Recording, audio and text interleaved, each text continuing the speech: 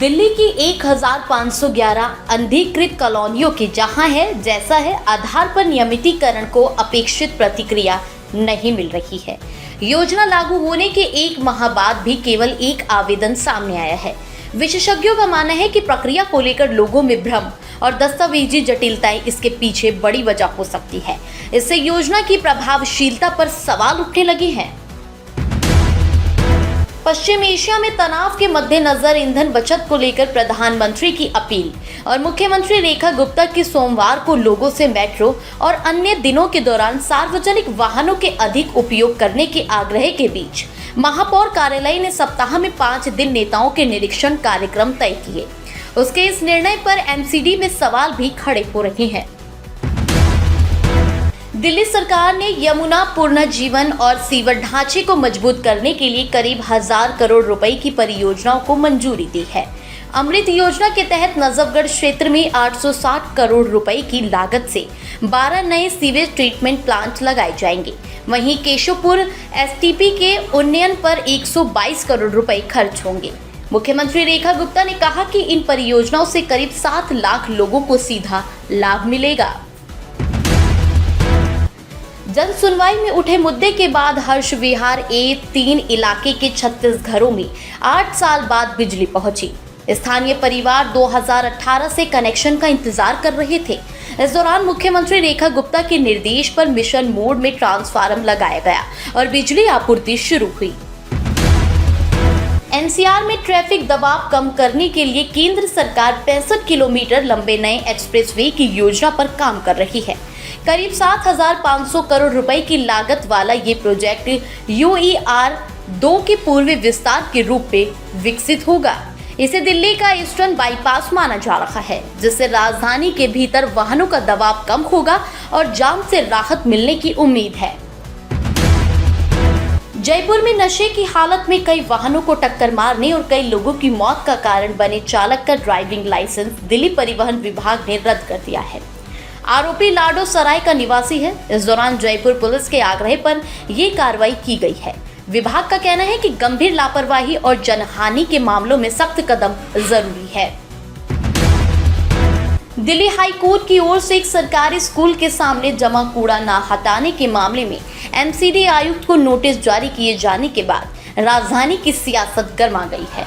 प्रदेश कांग्रेस के अध्यक्ष देवेंद्र यादव ने इसे भाजपा की ट्रिपल इंजन सरकार की प्रशासनिक विफलता करार देते हुए कहा कि छात्रों को गंदगी और बदबू से भरे माहौल में पढ़ने के लिए मजबूर किया जा रहा है। दिल्ली में पेट्रोल डीजल वाहनों की खरीद पर 6 महीने की रोक के सरकारी फैसले को लेकर आम आदमी पार्टी के विधायक संजीव झा ने रेखा गुप्ता सरकार पर दोहरी नीति अपनाने का आरोप लगाया है। उनका कहना है कि एक और सरकार प्रधानमंत्री की अपील का हवाला देकर पेट्रोल डीजल वाहनों की खरीद रोकने की बात कर रही है, वहीं दूसरी ओर सरकारी विभाग इन्हीं वाहनों के इस्तेमाल की तैयारी में जुटे हैं। जवाहरलाल नेहरू विश्वविद्यालय के 3 शोधार्थियों ने सुप्रीम कोर्ट के जटिल आदेशों को आम लोगों के लिए आसान बनाने वाला AI टूल तैयार किया है। ये टूल कानूनी दस्तावेजों की कठिन भाषा और लंबी संक्षिप्तियों को सरल रूप में प्रस्तुत करेगा। शोधार्थियों का कहना है कि इससे न्यायिक आदेशों को समझना आसान होगा और आम लोगों की कानूनी जानकारी तक पहुंच बढ़ेगी। दिल्ली की वायु गुणवत्ता फिर खराब श्रेणी में पहुंच गई है। केंद्रीय प्रदूषण नियंत्रण बोर्ड के अनुसार राजधानी का औसत AQI 210 दर्ज किया गया, जबकि कई इलाकों में ये 300 के पार भी पहुंच गया है। विशेषज्ञों ने बच्चों, बुजुर्गों और सांस संबंधित मरीजों को सतर्क रहने की सलाह दी है। मौसम विभाग ने लू और भीषण गर्मी का ऑरेंज अलर्ट जारी किया है और 28 मई तक येलो अलर्ट रहेगा।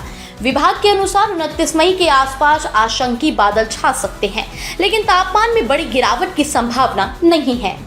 विभाग के अनुसार 29 मई के आसपास आंशिक बादल छा सकते हैं, लेकिन तापमान में बड़ी गिरावट की संभावना नहीं है। दिल्ली में इस समय गर्मी से लोगों का बुरा हाल है। इसी बीच भारत दौरे पर आए अमेरिका विदेश मंत्री मार्को रूबियो ने भी दिल्ली के मौसम को लेकर हैरानी जताई है। उन्होंने कहा कि गर्मी तो वहां भी पड़ती है, लेकिन यहाँ भी गर्मी कम नहीं है। दिल्ली में तापमान 44 डिग्री सेल्सियस तक पहुंच गया है। दिल्ली की भीषण गर्मी से राहत पाने के लिए बड़ी संख्या में लोग उत्तराखंड और हिमाचल प्रदेश का रुख कर रहे हैं। ट्रैवल एजेंसियों के अनुसार इस सीजन में 30 से 35% तक बुकिंग बढ़ी है। विशेषज्ञों का कहना है कि भीषण गर्मी के साथ प्रधानमंत्री की विदेश यात्रा कम करने की अपील का भी असर दिख रहा है और लोग घरेलू पर्यटन को प्राथमिकता दे रहे हैं। दिल्ली ट्रैफिक पुलिस ने गलत दिशा में वाहन चलाने वालों के खिलाफ 2 दिवसीय विशेष अभियान चलाया है। इस दौरान 12,568 चालान, 1,170 FIR दर्ज की गई और 1,189 वाहन जब्त किए गए हैं। पश्चिम बिहार वेस्ट में टेम्पो स्टैंड के चौकीदार की SUV से कुचलकर हत्या कर दी गई। पुलिस के अनुसार आरोपी युवक ने पहले चौकीदार की डंडे से पिटाई की और फिर 2 बार वाहन चढ़ाया। शुरुआती जांच में इसे सड़क हादसा माना गया था, लेकिन CCTV फुटेज सामने आने के बाद हत्या का मामला दर्ज किया गया है। पुलिस बिना नंबर प्लेट वाली SUV की तलाश कर रही है।